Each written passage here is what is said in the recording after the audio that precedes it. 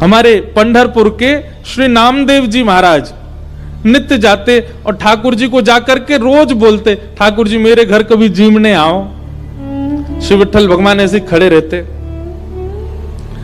नामदेव जी रोज जाते, बोले मेरी मैया इतना बढ़िया प्रसाद बनाती है, ठाकुर जी जीमने आओ।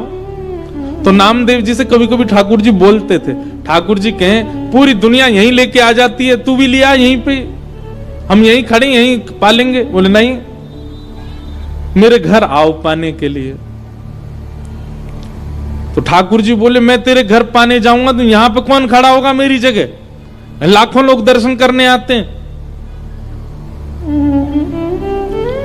नामदेव जी बोले आप भगवान हो, सर्वसमर्थ हो, कोई व्यवस्था कर लो अपनी। भगवान बोले ठीक है, कर ली हमने व्यवस्था। बोले क्या व्यवस्था? बोले मैं तेरे घर जाऊंगा पाने, तू मेरी जगह खड़ा हो जा। नामदेव जी बोले ये कैसे हो सकता है? भगवान बोले सब हो जाएगा, बस आज एक काम करियो, रात्रि में जैसी शयन आरती हो, शयन आरती के बाद छुप जाइयो पीछे आके, देखो ठाकुर जी की लीला। ये सत्य घटना है श्री नामदेव जी महाराज की। नामदेव जी छुप गए। रात्रि में शयन आरती के बाद जैसे ही कपाट बंद हुए, ठाकुर जी तुरंत मूर्तिमंत खड़े थे, मूर्ति से सहज हो गए और सहज उतर गए अपने आसन से। और नामदेव जी कहा तुम खड़े हो जाओ। खड़े हो गए। नामदेव जी बोले ऐसे खड़े हो जाओ हमारी तरह। हो गए खड़े। अब ठाकुर जी उनका श्रृंगार कर रहे हैं, अपनी जैसी पगड़ी पहनाई, अपने जैसे वस्त्र पहनाए, अपने जैसे पूरे हाथ पाम कर दिए। नामदेव अब हम जा रहे हैं तुम्हारे घर प्रसाद पाने, 2-4 घंटा में मंगला आरती होगी, खड़े रहना यहीं पे। और सुनो 2-4 बातों का ध्यान रखना। क्या? ये सुबह सुबह पुजारी आकर के तुमको ठंडे ठंडे पानी से नवाएंगे, ठिठर मत जाना। अंदर से ठंडी लगे तो भी रोक लेना। नामदेव जी बोले वो कैसे रोकूंगा? बोले हम नहीं रोक रहे इतने साल से, रोज रोज हमको भी नवा देते हैं सुबह 4 बजे, हम भी तो अपनी कंपन होता रोकते हैं उसको। और सुनो फिर दूध से नवाएंगे तुमको, उसके बाद शहद डालेंगे तुम्हारे ऊपर। और फिर कभी पंढरपुर जाओ तो हमारे कहने से वहां की काकड़ा आरती, तो काकड़ा आरती में क्या करते हैं, दूध से जल से सबसे स्नान करने के बाद फिर ठाकुर जी को मुंह पे मक्खन लगा देते हैं, इतना सारा मक्खन मुंह पे। तो ठाकुर जी बोले स्नान आदि के बाद तुम्हारे मुंह पे मक्खन लगाया जाएगा, तुम्हारा मन तो करेगा कि मैं खा लूं, लेकिन जीभ निकालना नहीं बाहर, उसको लगे ही रहने देना। नामदेव जी बोले फिर तुम्हारा श्रृंगार होगा। और श्रृंगार के बाद पंढरपुर में हर दर्शनार्थी को अधिकार है कि भीतर मंदिर में जाके ठाकुर जी के चरण छू सकता है, अपना सिर वहां रख सकता है, सबको छूने का अधिकार है। बोले दुनिया भर के लोग तुम्हारे सामने आएंगे, सब लोग आकर के तुम्हारे चरणों में प्रणाम करेंगे, अपने दुख दर्द बताएंगे, सबकी सुन लेना, पूर्ण किसी की मत करना। तुमको दया भी आएगी, कोई रोता हुआ भी आएगा, कोई बहुत ज्यादा विचलित भी आएगा।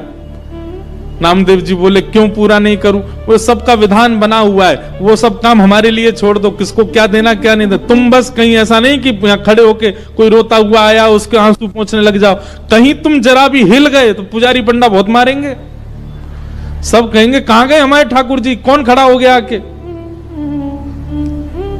नामदेव जी बोले जो आ गया, बढ़िया निमंत्रण दिया भोजन का, मैं तो बंध गया यहाँ पे। बोले हाँ रोज आ जाते हो भोजन करने, आओ अब जा रहे हैं हम भोजन करने, खड़े रहो यहीं पे।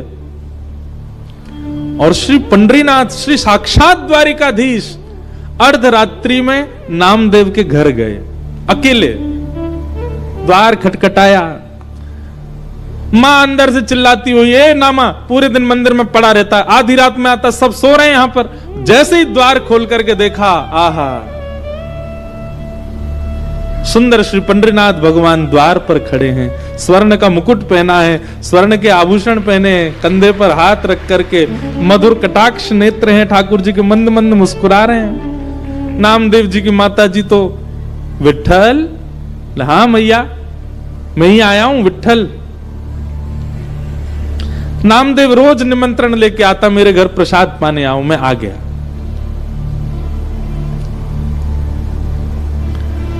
नामदेव जी की माता जी ने चूल्हा रात में चेताया, खूब बढ़िया बढ़िया प्रसाद बना करके ठाकुर जी को अपने हाथ से पवाया। इतने में घंटे घड़ियाल बजने लगे, 3:30-4 बज गए, सुबह के मंगला आरती का समय हुआ। ठाकुर जी ने कहा मैया जल्दी करो। बोले क्या हो गया? अब आपको मंगला में जाना है? बोले मंगला में अब मैं तो व्यवस्था करके आया हूं वहां पे, लेकिन मुझे आज तक तो मैं दर्शन देता था काकड़ा आरती में, मंगला आरती में, आज मैं दर्शन करने जाऊंगा। मैया बोली क्या करूं? बोले काली सौल लेके आओ। और मैया सौल लेके आई। ठाकुर जी ने अपने मुकुट उकुट उतार करके, आभूषण उतार करके, और काली सौल में बढ़िया स्वयं को लपेट लिया, किसी को पहचान में नहीं आवे। कारे कारे तो ठाकुर जी हैं, काली सौल और ओढ़ ली। अब तो निकल पड़े, दौड़ के जा रहे हैं देखने के लिए नामदेव कैसा लग रहा है मेरे स्थान पर खड़ा होके। दर्शनार्थी लाइन लगा करके खड़े थे, उन्हीं में ठाकुर जी खड़े हैं और दूर से ही निहार रहे हैं। नामदेव जी चुपचाप नेत्र बंद करके, हाथ बिल्कुल कमर पर, जैसे पंडरीनाथ भगवान खड़े होते हैं बिल्कुल वैसे ही खड़े हैं। और ठाकुर जी दूर से ही देख करके नामदेव की बलियां ले रहे हैं। आहा मेरो नामा कितना अच्छा लग रहा है। गर्भगृह में जैसे ही ठाकुर जी पहुंचे, ठाकुर जी के आते ही नामदेव जी को पता चल गया कि ठाकुर जी आए हैं। सो नामदेव जी मन में सोचे सब प्रणाम कर रहे हैं, कि ठाकुर जी प्रणाम नहीं कर ले मुझको, मैं कैसे रोक पाऊंगा? ठाकुर जी प्रणाम कर रहे हैं। ठाकुर जी गए, नामदेव जी को देखा, नामदेव जी को देख करके जैसे ही नीचे सर झुकाया, नामदेव जी के नेत्रों से आंसू गिरने लगे। नाथ ये कैसी लीला कर रहे हो आप? बलैया लेने लगे। अद्भुत हैं बंधुओं ठाकुर जी। ठाकुर जी जैसा प्रेम कौन कर सकता है? अपने भक्त को अपने स्थान पर खड़े होकर उसके दर्शन करने आए हैं। पहले तो खूब बलैया ली, और फिर उसके बाद ठाकुर जी बोले ए नामा तुझे नोच के भाग जाऊं? तू जोर से चिल्लाएगा, पंडित पुजारियों को पता चल जाएगा। नामदेव जी बोले ऐसा मत करो, मैं किसी को बताऊंगा कि आपने मुझे खड़ा किया, कोई मानेगा और नहीं। ठाकुर जी चिढ़ा रहे हैं नामदेव जी को, नामदेव जी घबरा रहे हैं। ऐसी लीला, इसको कहते हैं रास। क्या कहते हैं? रास। ये लीलाएं जब ठाकुर जी आपके लिए सहज हो जाते हैं, ठाकुर जी आपको प्रायोरिटी देने लग जाते हैं, ठाकुर जी आपके लिए यह भूल जाते हैं कि वे परमात्मा हैं, इसको कहते हैं रास।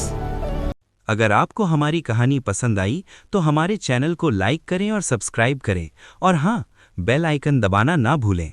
Thanks for watching.